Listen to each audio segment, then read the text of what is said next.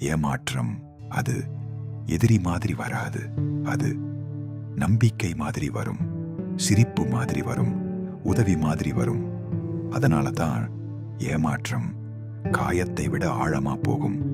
ஒரு நாள் மலைகள் சூழ்ந்த ஒரு உலகத்தில் அப்படித்தான் ஒன்று நடந்தது.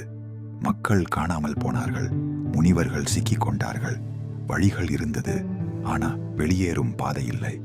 ஏனென்றால் அவர்களை பிடித்தது ஒரு வீரன் இல்லை, ஒரு ராட்சசன் இல்லை, ஒரு மாயை. அவன் பெயர் கிராஞ்சா.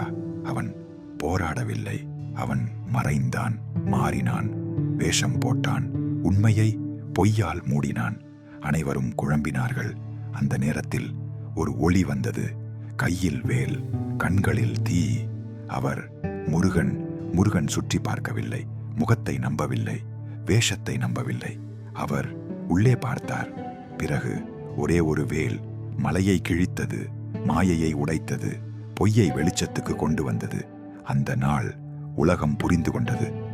ஏமாற்றம் சில நேரம் வெல்லலாம், ஆனா உண்மையின் முன்னால் நிற்க முடியாது. இதை கேட்கிற நீயும் யாரோ ஒருவரால் ஏமாற்றப்பட்டிருக்கலாம், அல்லது ஒரு ஷார்ட்கட் உன்னை தவறான பாதைக்கு அழைத்திருக்கலாம். ஆனால் முருகன் என்று உனக்கு சொல்கிறார், ஏமாற்றம் மனிதர்களின் கண்களை ஏமாற்றலாம், ஆனா உண்மையை வாழ்கிறவன் ஒருபோதும் தோற்க மாட்டான். நினைவில் வை, வேஷம் நீண்ட நாள் நிற்காது, உண்மை மறைந்தாலும் மறைந்தே இருக்காது.